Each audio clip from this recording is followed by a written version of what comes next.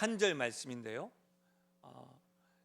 우리 함께 합독하도록 하겠습니다. 함께 읽습니다. 시작.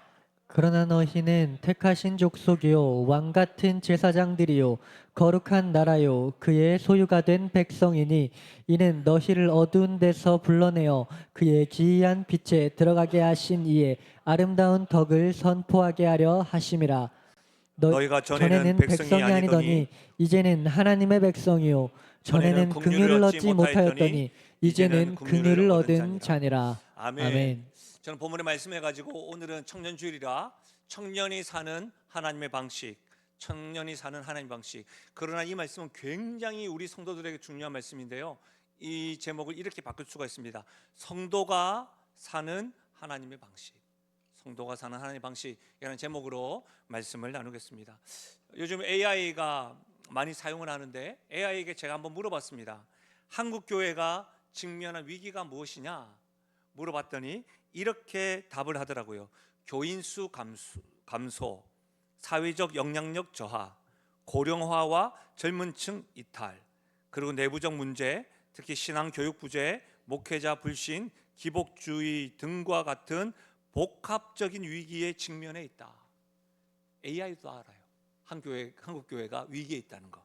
그리고 이와 같은 이슈와 답들을 우리가 모르는 게 아닙니다. 특히 고령화와 젊은 층 이탈, 반복적으로 이 한국 교회에 청년들이 이탈하고 있다, 떠난다, 이런 통계를 들으면 저 개인적으로 참 가슴이 아픕니다. 특히 2030 세대 어느 정도냐면요, 여러분 70%가 교회를 떠났습니다. 그래서 교회에 청년들을 찾아보기가 참 많이 어렵습니다. 그런 가운데 우리가 청년, 세상을 향한 하나님의 대안이라고 하는 주제로 청년주의를 지키고 있습니다. 굉장히 많은 청년들이 아니지만 소수의 청년들이지만 이 청년들이 교회 안에서 믿음의 선배의 울타리와 보호와 지지와 격려와 함께 하나님의 대안으로 성장하여 선한 영향력으로 쓰임받는 우리 대안이 될 수 있기를 주님의 이름으로 축복합니다.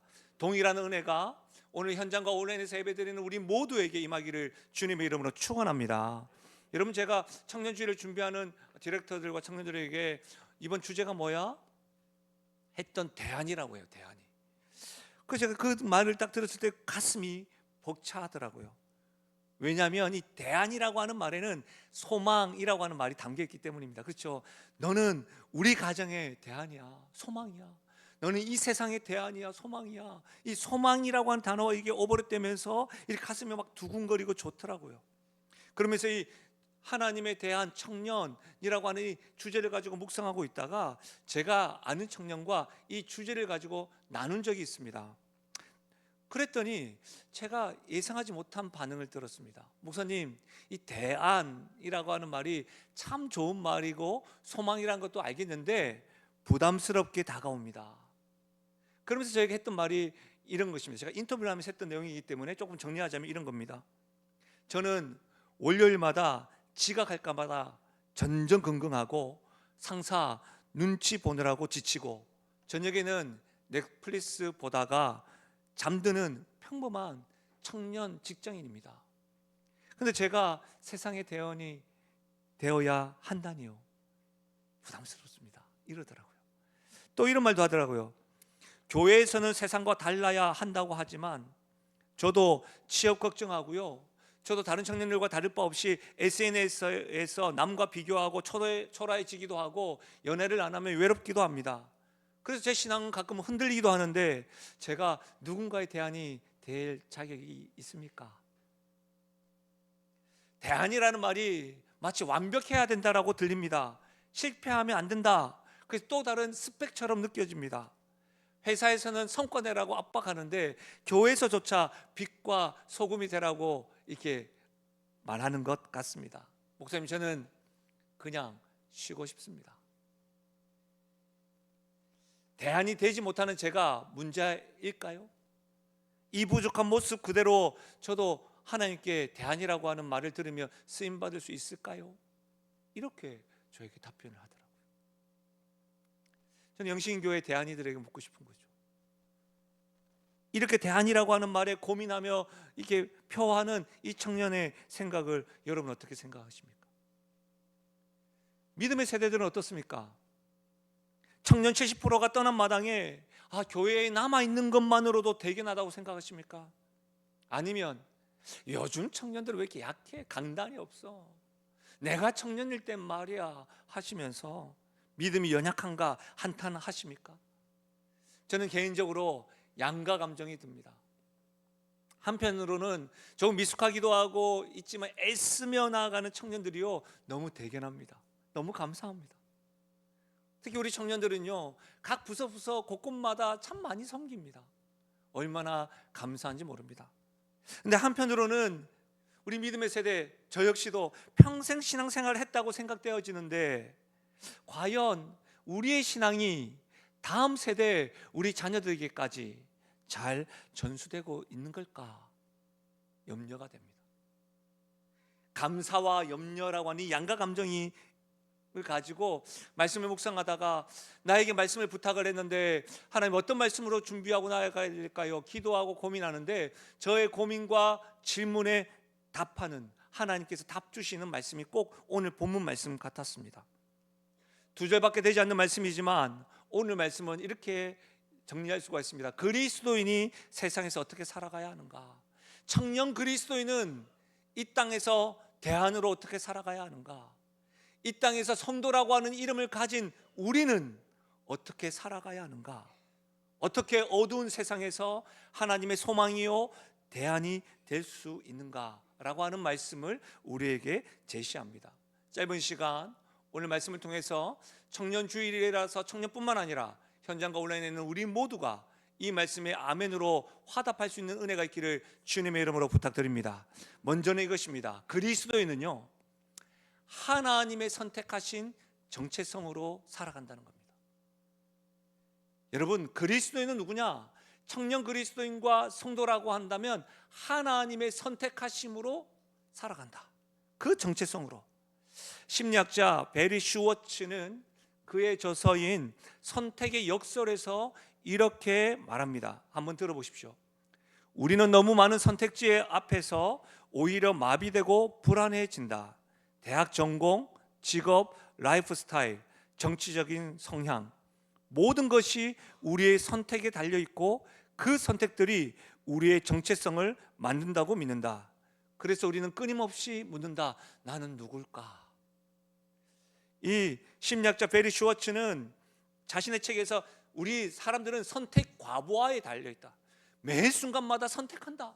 근데 그 선택으로만 끝나지 않고 그 선택하는 것에 따라서 나의 정체성이 만들어진다. 그러면서 늘 묻는 거예요. 내가 선택하면 내가 과연 뭘까? 내가 누구일까? 여러분, 이 저자와 이 심리학자의 의견에 따르면 오늘날 청년들이 가장 고통받는 것은 뭐냐면 정체성의 문제라는 거예요. 과연 내가 누굴까? 난 지금 어디로 가지? 난 누구? 뭐 이런 고민을 많이 한다는 것이죠. 왜 그렇습니까? 세상은 끊임없이 너 어느 대학 나왔어? 묻는 거예요. 요즘에는요, 여러분 그런 거 물어보는 것도 예의가 아니라고 생각하고 조심스러워하죠. 제가 우리 딸한테 그 청년 학교가 어디래? 전공을 했더니 몰라? 왜 몰라? 같이 늘 차 마시고 밥 먹는데 아빠가 물어봐. 어디라고? 예의가 아니라고. 그거 우리 몰라도 친하다고. 심지어 여러분 세상은 뭐라고 합니까? 먼저 연봉 얼마나 받아? 너희 아버지 뭐 하시노? 뭐 이렇게 묻는다든지. 그리고 뭐예요? 너 스펙이 뭐냐고? 이런 물음 앞에서 날마다 청년들이 살아갑니다. 그리고 사회가 이전의 믿음의 세대들 참 많이 애쓰셔서 이 정도 되어졌는데 지금의 사회가 청년들 좀 살기가 어려워요. 힘겨워요. 특히 서울에서 사는 거 여러분 집값이 장난 아니잖아요. 지금 많은 청년들이 경기도로 내려갔다는 거 아시죠? 예, 장난 아니죠. 근데 이런 청년들이 어떻게 합니까, 여러분? 스펙을 쌓는 일에 온 힘을 기울입니다. 학점은요 4점 이상 받으려고 노력을 하고요. 오늘 우리 청년 주일에 있는데도 제가 아까 잠깐 격려했는데 한 청년이 이번 주 계속 시험이에요. 청년절 지키기 위해서 밤샘까지 했대요. 여러분 토익 점수가 900점 이상 맞아야 된다고 생각을 하고요. 그것뿐입니까? 인턴 경험해야 되고요, 해외 연수 가야 되고요, 자격증이 있어야 어떻게든 뭐 취업이 된다고 하는 거예요. 모든 수고의 시간과 재정과 심지어 청년의 때에 누려야 될 것들을 포기하고 선택하면서 얻은 성과입니다. 그런데 참 이상하지요. 모든 것을 갖추고 자격증을 가지고 있고 열심히 하는데도 불구하고 불안합니다. 불안이라고 하는 이 감정이 떨쳐지지가 않습니다. 왜 그렇습니까? 끝이 없기 때문입니다.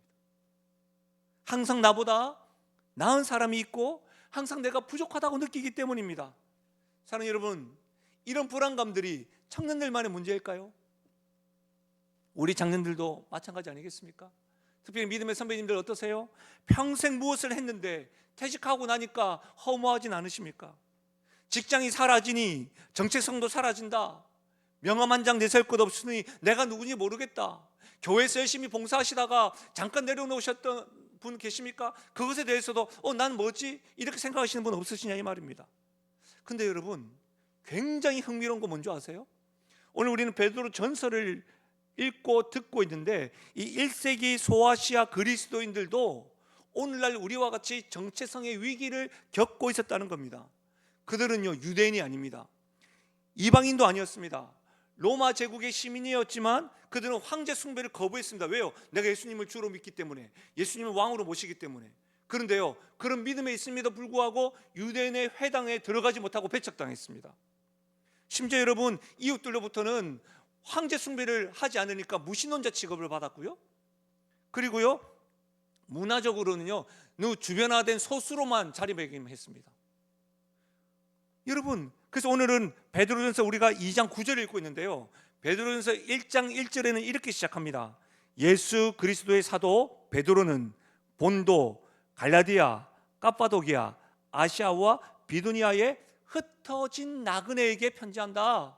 너희들의 신앙을 가지고 각 지역에 흩어져 있지 않느냐? 근데 그들에게 뭐라고 해요? 정착민이 아니라 너희는 나그네다 라고 이야기하면서 오늘 9절에 이야기하고 있는 거예요.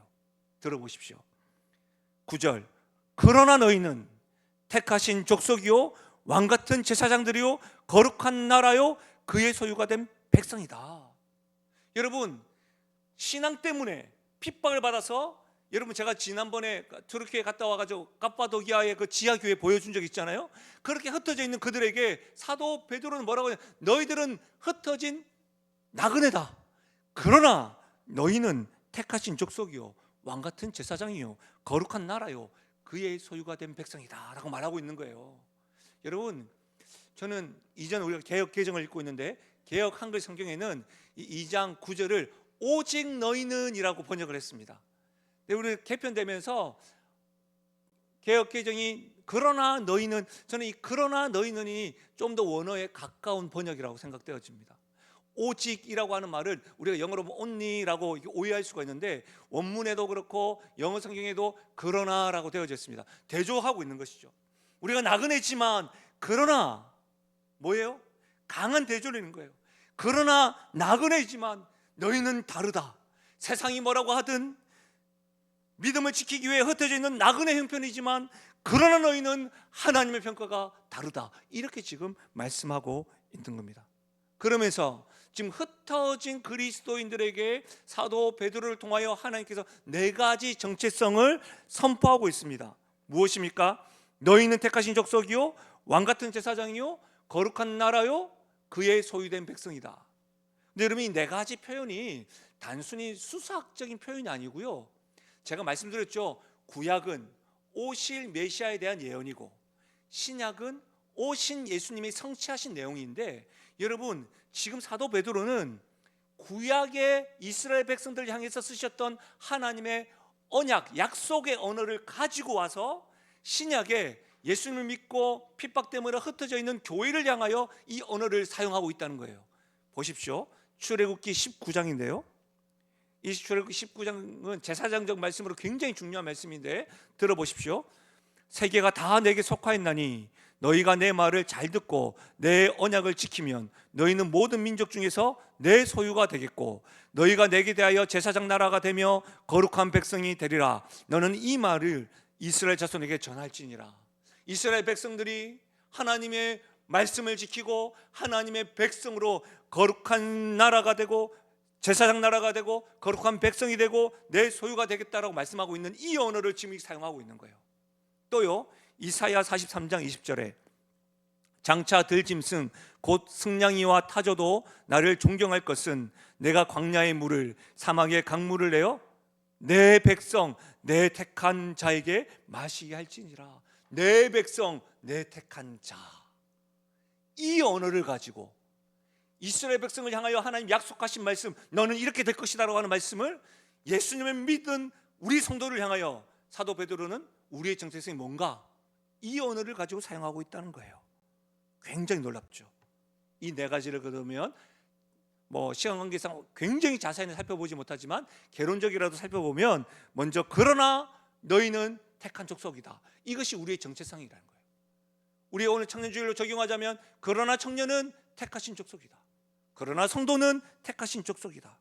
여러분, 이사야 43장 20절의 표현대로 내 백성이라는 거예요. 내가 택했다는 거예요. 여러분, 이 의미가 무엇입니까? 내 백성 내가 택했다. 우리의 정체성이 우리의 DNA, 유전자나 우리의 국적에 있지 않다는 겁니다. 오직 누구의 선택이 있다고요? 하나님의 선택이 있다는 거예요. 하나님의 택하심이 있다는 거예요. 여러분, 제가 한 번씩 청년들과 어른들과 상담하다 보면 이렇게 말하는 경우가 있어요. 혹시 나는 우리 집이 신앙의 가문 출신이 아닙니다. 청년들 가운데서도 우리 부모님 영신교회 다니지 않습니다. 우리 가정에서는요, 저 혼자 신앙생활합니다. 혹 여러분들 가운데도 그런 분 없으세요? 저 혼자 신앙생활해요. 그런 분들 이야기 들어보면요, 그 마음에 좀 아픔이 있어요. 스스로 저 신앙의 가정들보다 우리가 뭔가 못한 거 아닌가, 이런 생각을 가지세요. 여러분, 분명히 말씀드리지만 아닙니다. 왜냐하면 하나님은 혈통이 아니라 우리를 은혜로 선택하셨음을 믿으시길 바랍니다. 여러분, 심지어 이렇게 이야기하는 분도 있어요. 어떤 청년이 목사님, 제가 우리 가정이요 5대째 했습니다요. 심지어 우리 가정에는요 3대째 장로 집안이에요. 여러분, 저는 축복합니다. 놀라운 일이죠. 자부할 만합니다. 그러나 그거 아셔야 됩니다. 뭔지 아세요? 신앙은 유전되지 않습니다. 무슨 말이에요? 각 세대는 하나님의 택하심, 하나님의 선택을 경험해야 합니다. 아멘이십니까? 그렇습니다. 그러니까 여러분, 우리가 목사의 가정에도, 장로의 가정에도, 권사의 가정에도, 오랜 시간 신앙생활 집사의 가정에도 자녀들이 방황할 수 있는 이유가 무엇입니까? 우리의 연약함도 있고 우리가 복음을 전하지 못한 경우도 있지만 뭐예요? 그들도 우리와 같이 하나님의 택하심, 선택, 복음을 들어야 되기 때문입니다. 사랑하는 여러분, 저는 우리 청년들에게 묻고 싶은 거예요. 여러분이 하나님의 자녀가 된 것은 여러분의 노력 때문입니까? 아닙니다. 하나님께서 여러분을 선택하셨기 때문입니다. 우리 청년들에게 어떤 취업 여부, 연애의 유무, 연애하는 사람이 있고 연애 못하는 사람이 있죠. 학벌, 외모, 이런 것들이 여러분의 정체성을 규정하지 못하는 거예요. 여러분은 뭐예요? 하나님이 택하신 족속입니다. 우리 모두는 다른 그 어떤 것으로 우리를 규정하는 것이 아니라 하나님이 택하신 백성이라는 것을 기억하시길 바랍니다. 그러나 너희는 택하신 족속이다. 이것이 이런 의미입니다. 두 번째로는 그러나 너희는 왕같은 제사장들이다.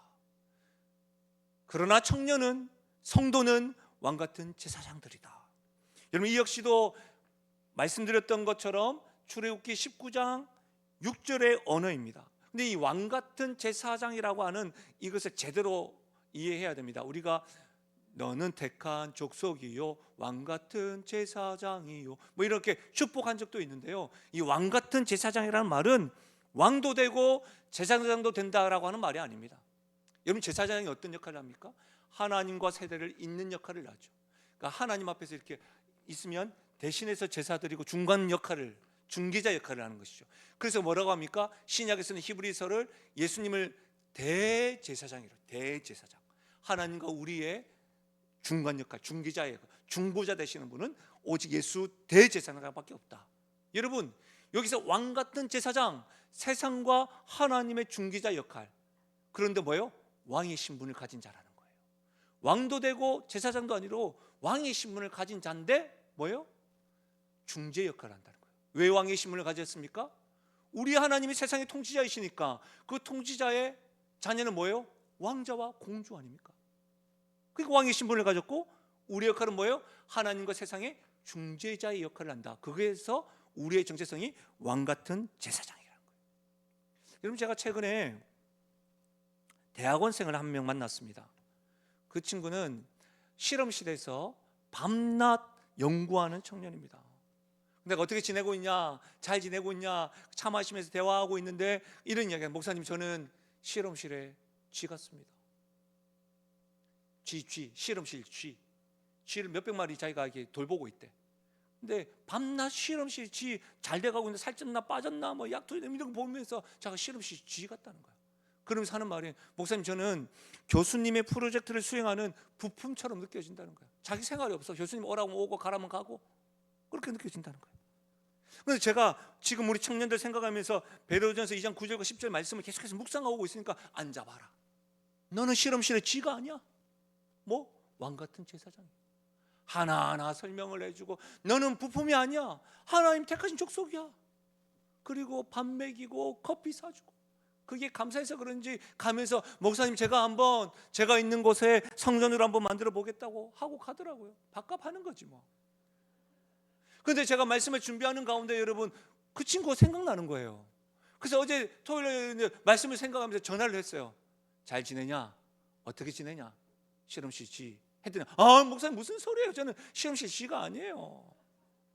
그럼 어떻게 지내는데? 했더니 아침마다 실험실을 위해서 기도한다고. 가는 발걸음 그곳에서, 제가 있는 곳에서부터 하나님의 은혜를 연결하는 그런 제사장의 역할을 하려고 노력하고 있다. 그런 말을 하더라고요. 그것이 왕 같은 제사장의 모습이에요. 믿음의 세대들도 마찬가지입니다.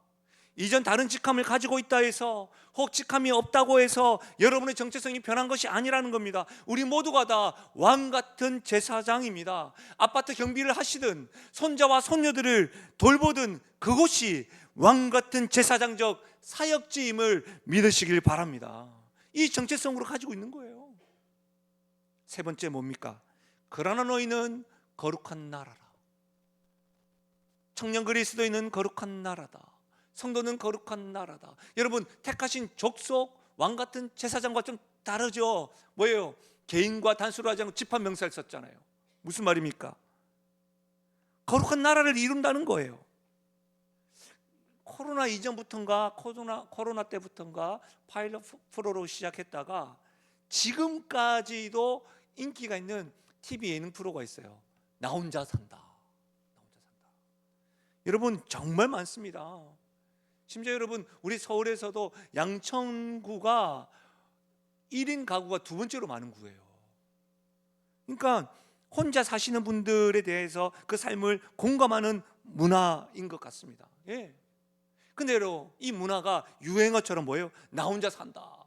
나 혼자 믿으면서 되지. 나만 믿으면 된다. 이렇게 어떤 문화들과 유행어들이 굳어지는 것 같아서 약간 서글프기도 합니다. 여러분, 아셔야 합니다. 하나님은 우리를 개인으로 부르지 않으셨습니다. 하나님은 거룩한 나라, 하나님 나라의 시민으로 불렀다는 겁니다.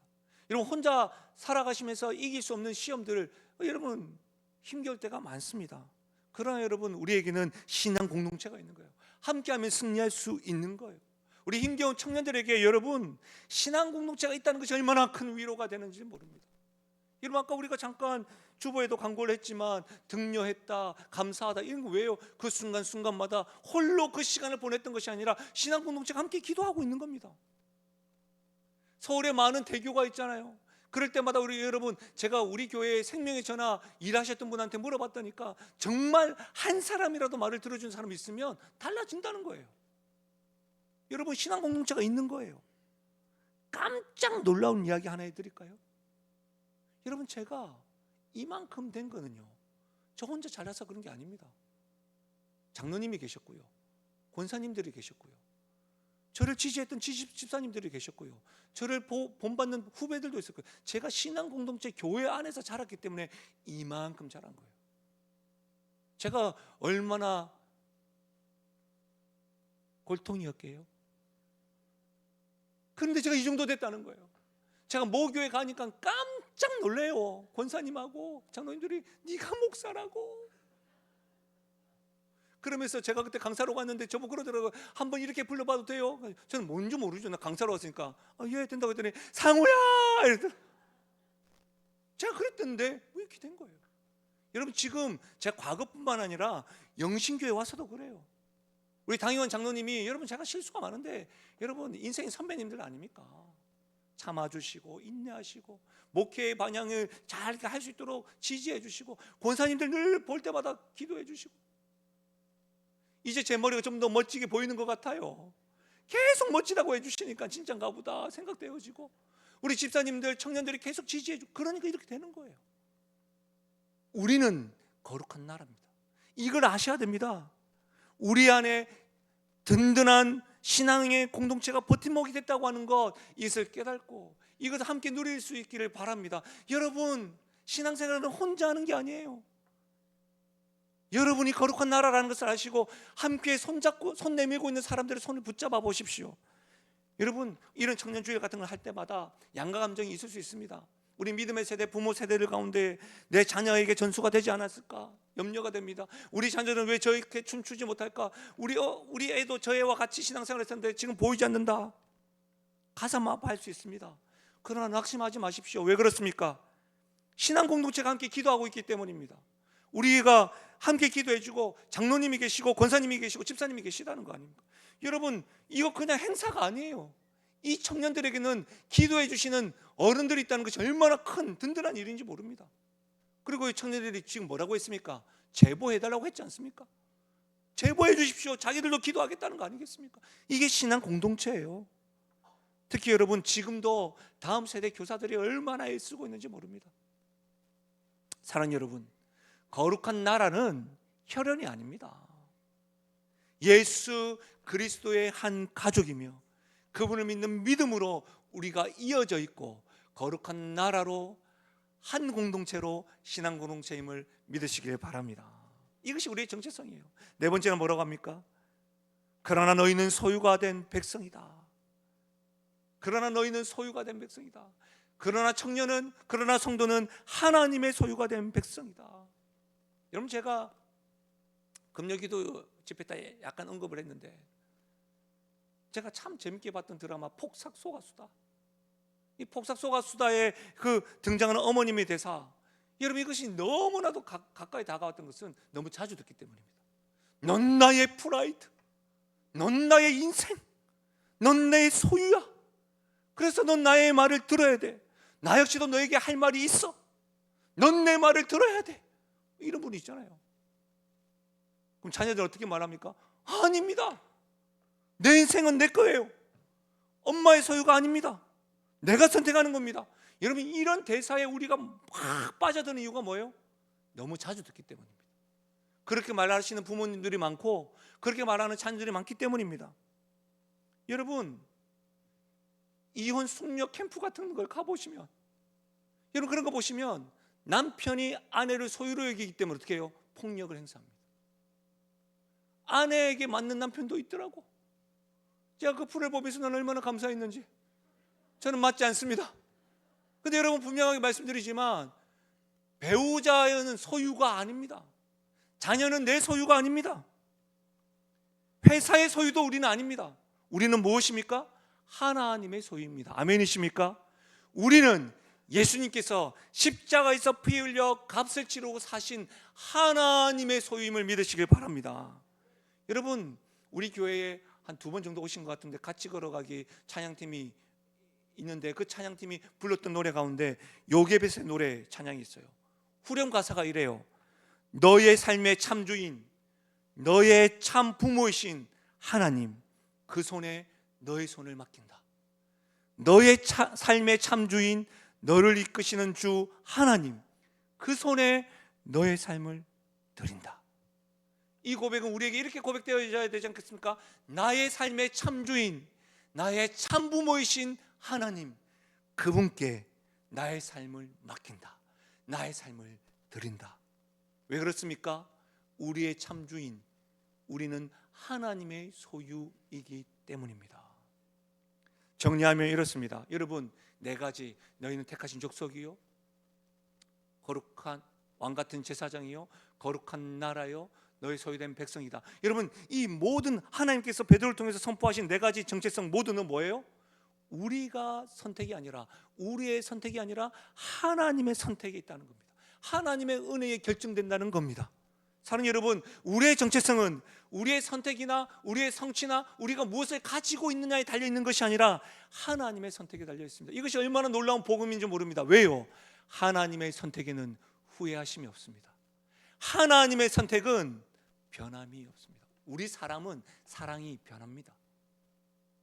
그러니까 헤어지기도 하고요, 좋았던 사람이요 싫어지기도 하고요, 감정이 오르락 내리락 합니다. 그러나 하나님의 사랑과 선택은요 변함이 없습니다. 사랑하는 여러분, 혹 지금 여러분이 실패의 자리에 있으십니까? 그럼에도 불구하고 여러분은 여전히 하나님의 택하신 족속입니다.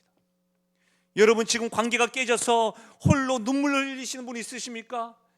여러분, 지금도 여전히 여러분은 하나님의 택하신 사람입니다. 지금 나이가 들어 이전만 못하다고 생각되어지십니까? 그럼에도 불구하고 여전히 여러분은 하나님의 택하신 족속이고 백성입니다. 이 사실을 기억하십시오. 그래서 여러분, 우리가 함께 선포해봐요. 우리 자신에게. 우리 베드로전서 2장 9절 상반절만 같이 한번 읽어보겠습니다. 같이 읽겠습니다. 시작. 그러나 너희는 택하신 족속이요 왕같은 제사장들이요 거룩한 나라요 그의 소유가 된 백성이니. 아멘. 이것이 하나님이 주신 우리의 명찰이요 정체성이요 이름인 것이죠. 사도 베드로는 계속해서 말씀을 이어나갑니다. 10절에요. 너희가 전에는 백성이 아니더니 이제는 하나님의 백성이요 전에는 국류를 얻지 못하였더니 이제는 국류를 얻은 자니라. 저는 사도 바울이 이런 말씀을 딱 했다고 한다면 좀 이해가 좀 돼요. 사도 바울의 학문과 깊이는 넓기 때문에. 근데 베드로는 어쨌든 사도 바울과 비교했을 때는 직업적으로 학문을 깊이 하기는 어려웠는데, 여러분, 이 고백은요 호세아서 1장과 2장에 있는 말씀을 인용한 거예요. 이걸 보면 성령께서 사도 베드로에게 이렇게 임하셔서 말씀을 적게 하셨구나. 호세아 1장과 2장에는 어떤 말씀이 있냐면, 배교한 이스라엘 백성들, 하나님을 버린 이스라엘 백성들에게 너희는 더 이상 로암미 백성이 아니다, 너희는 더 이상 하나님의 국류를 받지 못한다, 로루하마, 그렇게 말을 했다고요. 그러면서 어떻게 해요? 그것을 느끼게 하기 위하여 호세아에게 가늠한 여인과 결혼하라고 가르쳐요. 보여주기 위해서. 그런데 지금 그 언어를 쓰고 있는 거예요. 베드로가 호세의 언어로 지금 흩어진 신앙을 가지고 흩어진 교회에게 적응하고 있는 거예요. 그런데 그 적응할 때에 굉장히 중요한 대조를 보여줍니다. 여러분 성경책에 한번 표시를 해보십시오. 여러분 10절에 전에는, 이제는, 무슨 말입니까 여러분? 과거, 전에는 백성이 아니었다는 겁니다. 전에는 우리가 국류를 받지 못했다는 겁니다. 그러나 이제는 뭐예요? 하나님의 백성이 되었다는 겁니다. 이제는 뭐예요? 우리는 하나님의 국류를 받은 자라는 겁니다. 전에는, 이제는 이 대조를 통해서 우리의 자격 때문에, 우리의 성취 때문이 아니라 무엇 때문에 우리가 이제는 국류를 받게 됐다고요? 하나님의 국류 때문에. 하나님의 국류를 받음으로 하나님의 백성이 되었다는 것을 강조하고 있는 거예요. 계속해서 여기서 하나님의 국류는 뭐예요? 자격 없는 자에게 베푸시는 하나님의 사랑이 하나님의 긍휼이에요. 자격 없는 자예요. 우리는 자격이 있어서 하나님의 사랑을 받은 것이 아니라는 거예요. 다시 한 번 더 말씀드립니다. 청년 여러분, 여러분의 정체성은 업적도 아니고 성취도 아니고 행위 때문이 아닙니다. 하나님의 긍휼 때문입니다. 우리를 변함없이 사랑하시는 하나님의 사랑 때문입니다. 사랑하는 여러분, 이것은 청년뿐만 아닙니다. 온라인과 현장에 있는 여러분, 우리 모두가 하나님의 자녀가 된 것은 전에는 우리는 하나님의 백성도 아니었고 긍휼함을 받지 못한 사람이었습니다. 아직 재혼되었을 때, 하나님을 찾지 않았을 때에, 그럼에도 불구하고 하나님이 우리를 사랑하셨기 때문에, 긍휼을 베푸셨기 때문에 하나님의 백성이 된 것입니다. 그러니 하나님의 사랑을 받은 자, 하나님의 긍휼을 경험한 자는 겸손할 수밖에 없습니다. 가을입니다. 벼가 익으면 고기를 숙인다면서요. 알이 차니까 여러분 고기를 숙이죠. 알이 차지 않는 것은 어떻게 흩날립니다.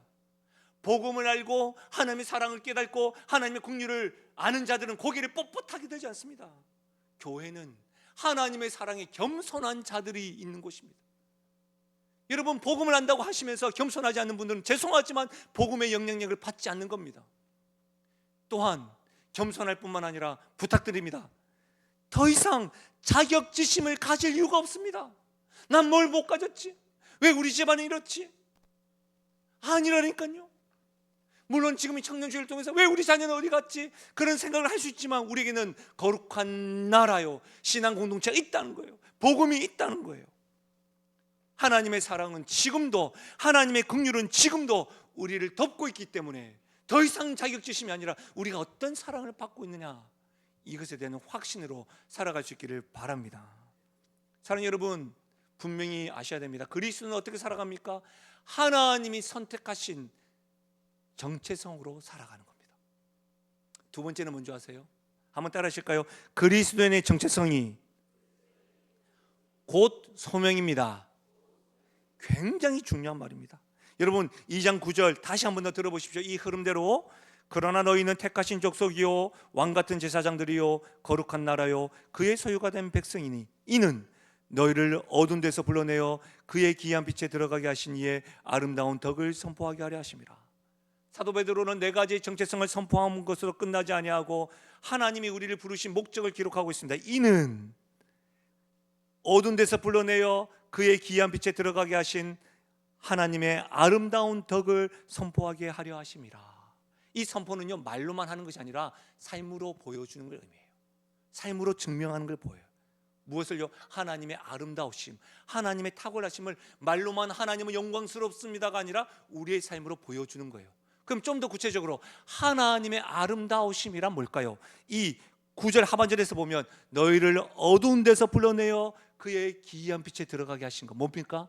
우리는 전에는 긍휼을 받지 못했는데 긍휼을 받은 자, 하나님의 구원하심, 우리 같은 자들에게 독생자 아들을 통해서 하나님의 자녀라고 불러주신 그 사랑, 그 구원하심을 선포하는 겁니다. 하나님의 사랑이 어떠한지, 사랑의 하나님이 어떤 분인지 말로만 하는 것이 아니라 어떻게 삶으로 보여주는 것이 우리 그리스도인의 정체성이라는 겁니다. 목적이라는 거예요. 많은 사람들은 이 정체성과 삶의 목적을 분리합니다. 나는 누구인가? 그리고 나는 어떻게 살아야 되는가? 그런데 여러분, 성경은 뭐예요? 하나로 보는 거예요. 하나로 봐요. 정체성이 곧 소명이라는 거예요. 우리가 그리스도인이라는 말은 영어로 크리스찬이에요. 그리스도께 속한 사람이라는 거예요. 그리스도께 속했으니까 누구를 위해서? 그리스도를 위해서 사는 겁니다. 이게 우리의 사명이에요. 이것이 우리의 소명인 거예요. 사랑하는 여러분, 정말 잘 부탁드립니다. 우리는 택하신 족속이라고 했습니다. 그러니 여러분, 우리가 자랑할 것이 있겠습니까? 아니죠. 하나님의 선택에 의해서 그리스도인이 되었으니까 겸손하게 우리의 삶의 터전에서 겸손의 열매를 맺으시기를 바랍니다. 사랑하는 여러분, 노사연의 노래 가운데 익어졌다라고 하는 표현이 있어요. 익어졌어. 신앙생활을 하면 할수록 복음의 깊이를 알면 알수록 겸손함이 익어지기를 바랍니다. 우리는 왕같은 제사장이래요. 삶 속에서 하나님과 세상을 어떻게 해요? 연계하는 제사장이라는 거예요. 그렇다면 여러분, 여러분의 캠퍼스에서, 여러분의 독서실에서, 여러분의 직장에서, 여러분의 가정에서 하나님을 알지 못하는 가족이 있으십니까? 직원들이 있습니까? 사람들이 있습니까? 친구들이 있습니까? 그에서 어떻게 해요? 제사장의 역할을 하는 거예요. 근데 우리의 신분은 뭡니까? 실험실 쥐가 아니라니까요. 왕이라니까요. 왕 같은 제사장의 역할을 하십시오. 우리는 거룩한 나라입니다.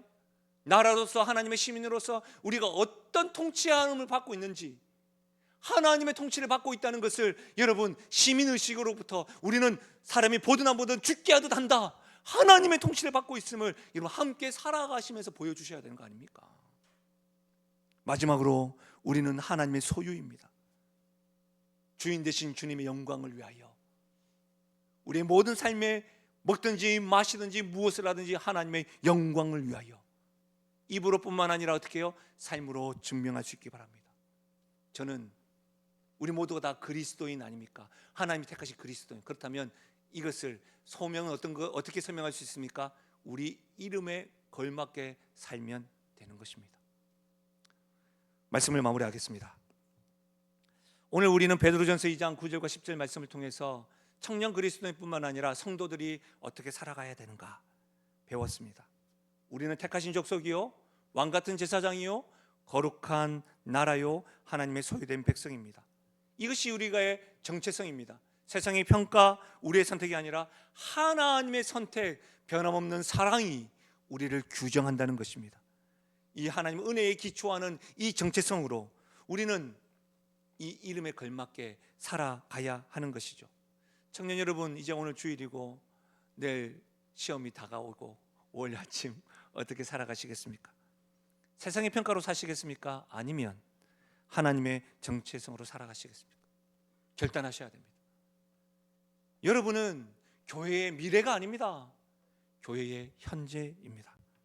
지금 여러분이 서 계신 그곳이 선교지입니다. 학교이든 직장이든 그 어느 곳에서 그리스도인이 되십시오. 그리스도께 속한 사람이 되십시오. 믿음의 선배들, 작년 성도들에게 묻고 싶습니다. 여러분은 남은 생에 어떻게 살아가시겠습니까? 내일부터 세상에서 어떻게 살아가시겠습니까? 여러분이 만약 하나님의 자녀라고 한다면, 여러분이 그리스도인이라고 한다면 그 이름에 걸맞게 사십시오. 그 이름이 결론이고 진짜임을 증명하며 살아가십시오. 무엇보다도 저를 포함한 작년 성도들, 믿음의 세대들, 우리 다음 세대들에게 이렇게 당당하게 말했으면 좋겠습니다. 예수님 잘 믿었으면 좋겠다. 예수님이 너의 삶의 주인이다. 하나님이 너를 사랑하셔서 독생자 아들을 보내주셨다. 이 복음이, 이 삶의 정체성을 계속해서 전수하며 나아가는 우리 모든 교회와 믿음의 선배들, 장년들 되시기를, 또 우리 청년들 되기를 주님의 이름으로 부탁드립니다. 사랑하는 여러분, 이렇게 따지고 보면 청년들뿐만 아니라 우리 모두가 하나님이 세상을 향한 소망이요 대안이라고 부르고 있는 겁니다.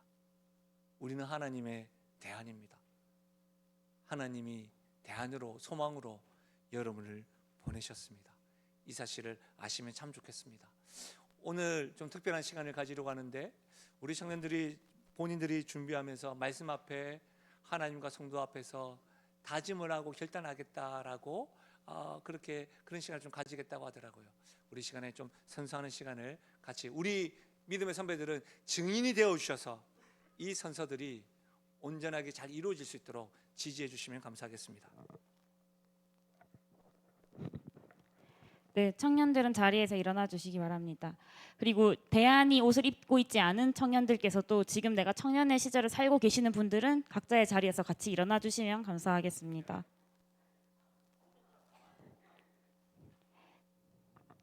네, 그리고 일어나 주신 분들은 선서와 같이 외치시고, 마지막에 제가 선서자라고 말하고 제 이름 호명할 때 동시에 자기 이름을 같이 호명해 주시고 손을 내려 주시면 되겠습니다. 하겠습니다. 선서. 영신 청년부는 하나님과 성도들 앞에 다음 세 가지를 결의합니다. 하나, 하나님의 자녀된 영신 청년부는 세상을 향한 하나님의 대안으로 살아가기로 결의합니다. 하나, 영신 청년부는 그리스도의 제자 정신으로 주변의 이웃을 돌아보며 먼저 베풀고 먼저 사랑하기로 결의합니다. 하나, 영신 청년부는 복음을 전파하며 하나님 나라와 뜻이 이 땅 가운데 이루어지는 것을 꿈꾸기로 결의합니다.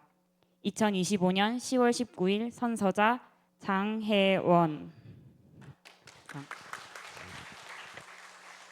많은 결단들과 고백들이 있지만 이 결단들과 헌신들이 우리 청년들에게 평생 주님 오시는 날까지 변치 않기를 바랍니다. 자리에 앉으시고요. 오늘 제가 말씀을 준비하면서 우리 청년들 생각하고 또 우리 성도를 생각하면서 준비하는데, 어떤 교회에 너무 좋은 영상이 있어서 이 메시지와 우리 모두를 이렇게 아우르는 영상 같아가지고 우리 영상을 보고 우리 찬양하고 예배를 폐하도록 하겠습니다.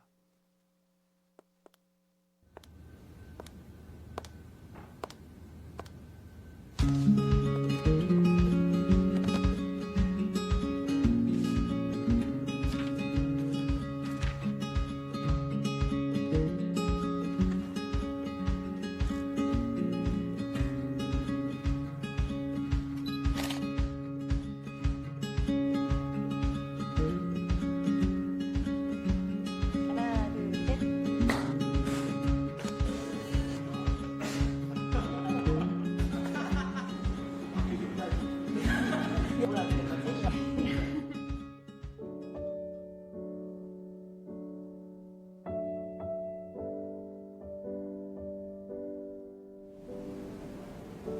해주리. 난파선? 나는 나. 무생물이야. 검정색. 상처. 가면. 찌질이. 망나니요. 정말 생각 없이 살고 있었고 계속 같은 고민을 해결하지 못하고 그 두려움에 갇혀서 계속 돌고 도는 고민 속에 갇혀 있어서요. 빠져나오지 못하고. 내가 상처를 주는 거에 대해서 잘 몰랐던 것 같아요. 이제 알게 된 거. 네.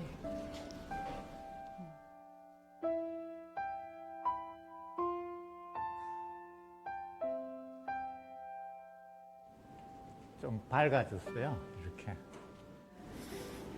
꿈이 많이 생긴 것 같아요. 옛날에 꿈도 없었는데 콘크리트 위에 벽돌을 쌓는 느낌이에요. 우주를 얻은 내일의 기적. 영살이요. 빵살? 네. 하나님이 새 생명을 주셨다고 생각하고 기쁨을 주셨어요. 그래서 무지개처럼 환하게. 패러글라이딩 하는 느낌인 것 같아요. 그러니까 뒤에서 정말 든든하게 전문가가 계셔서 내가 어떤 방향을 가는 거에 대한 두려움이 없이 진짜 그냥 세상을 편하게 구경하는?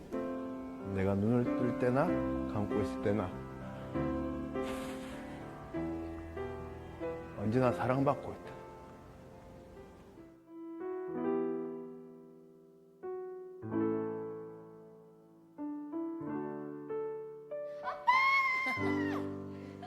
아빠, 저 왔습니다.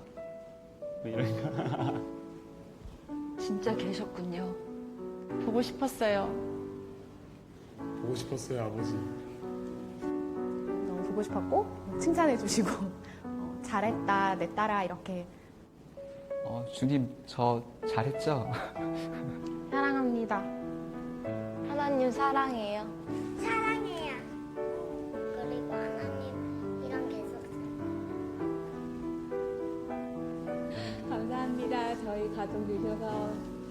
하나님이 매일 아버지라고 부를 수 있게 해주셔서 너무 감사합니다. 너무 감사한데 죄송해요 라는 말이 하고 싶어요. 하나님 언제부터 저를 보셨나요? 꼭 물어보고 싶어요. 진짜. 저 실수도 많이 했는데 그래도 노력했어요. 주님.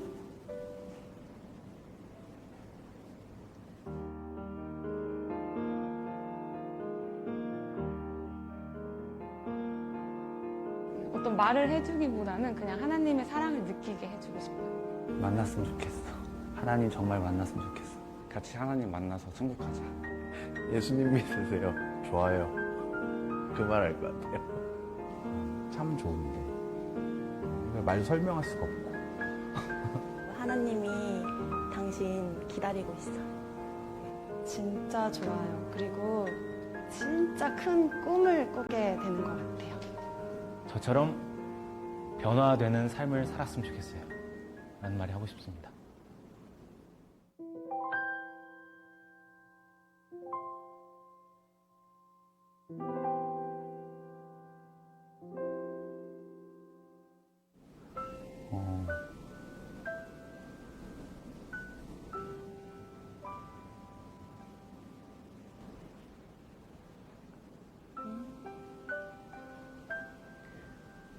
왜요?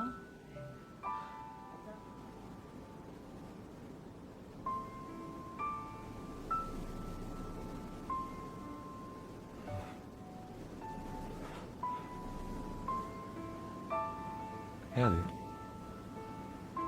해야 돼요. 해야 되는 거예요? 해야 되는 거예요? 네, 못 하겠는데요. 왜? 이렇게 좋은데. 싫어요. 저는 예수님 믿으세요. 믿으세요. 말 못하겠어요. 하나님 믿지 말라고 말 못하겠어요.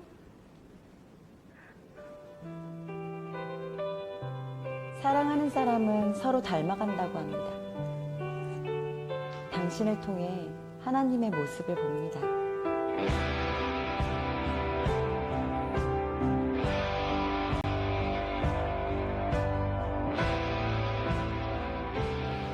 당신을 보여주세요.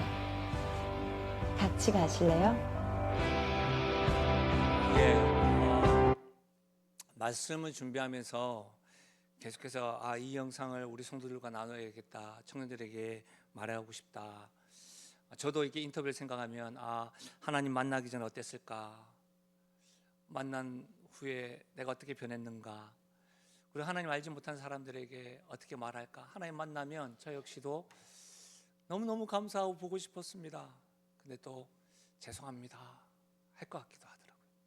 근데 마지막 질문에 제가 영상을 여러 번 받지 않겠어요? 근데 보고 또 보는데 예수님 믿지 마세요, 저는 말 못할 것 같아요.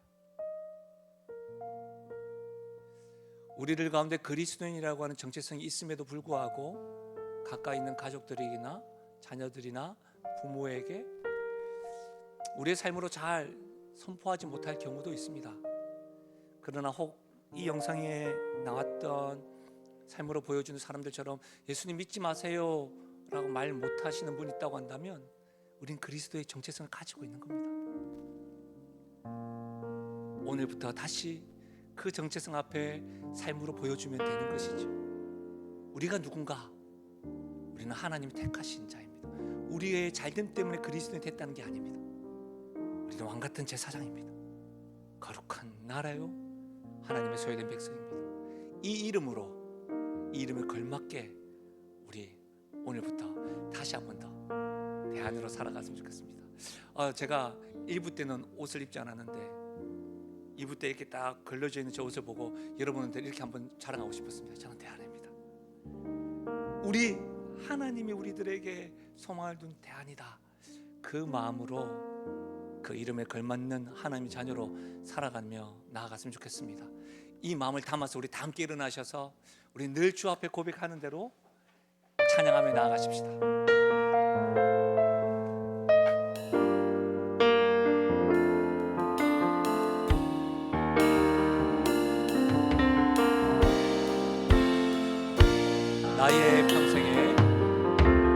나의 평생에 가장 복된 일은 내가 예수님을 만난 것이라.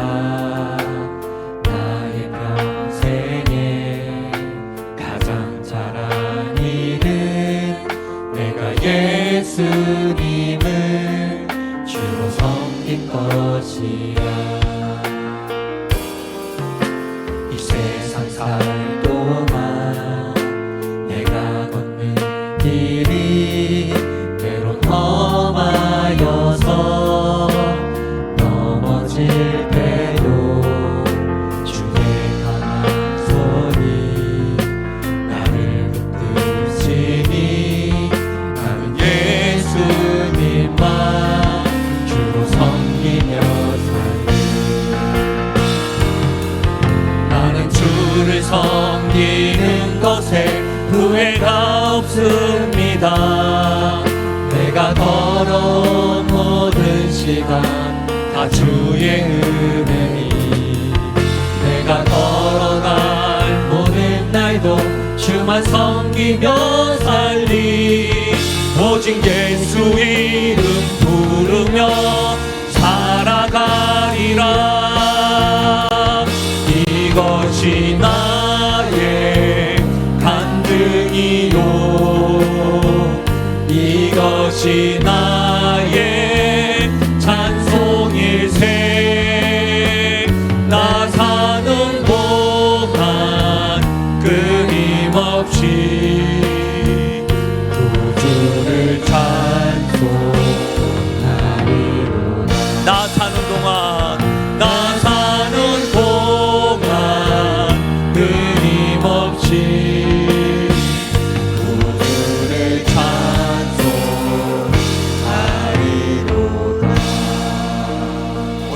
기도하겠습니다. 하나님 아버지, 오늘 우리에게 주신 말씀 앞에 겸손히 엎드립니다. 우리가 누구인지 깨닫게 하시니 참 감사함을 드립니다. 우리가 하나님의 택하신 족속이요 왕같은 제사장이요 거룩한 나라요 주님의 소유된 백성임을 믿습니다. 우리는 그렇게 고백합니다. 그러나 하나님 아버지, 때때로 우리는 이 정체성을 망각하고 살았습니다. 세상의 평가에 흔들렸고 세상의 방식으로 살았습니다. 나그네가 아니라 정착민으로 살았습니다. 하나님 용서하여 주옵소서. 이제는 하나님, 우리가 하나님의 자녀로 그리스도인의 이름에 걸맞게 살아가게 하여 주시고 우리를 일으켜 주시옵고 청년들에게는 담대함을 주시고 장년들에게는 신실함을 주셔서 우리 모두가 오늘부터 하나님의 자녀답게 하나님의 대안으로 하나님의 소망으로 살아가게 하여 주시옵소서. 주님 오시는 그날까지 하나님 아버지, 그렇게 우리의 삶을 본 많은 이들이 주님께 영광 돌리며 나아가는 은혜가 있게 하여 주옵소서. 그렇게 역사하실 주님을 찬양하고 예수님의 이름으로 기도하옵나이다. 아멘. 하나님의 복을 받겠습니다. 지금 우리 주 예수 그리스도의 은혜와 하나님 아버지의 무한하신 사랑과 성령 하나님의 위로 교통하심 충만하신 역사가 하나님에 대한 세상을 향한 주님의 소망으로 살아가기 원하는 사랑하는 성도요 청년들 머리 위에, 기도 제목 위에 지금부터 영원토록 함께 하시기를 축원하옵나이다. 아멘.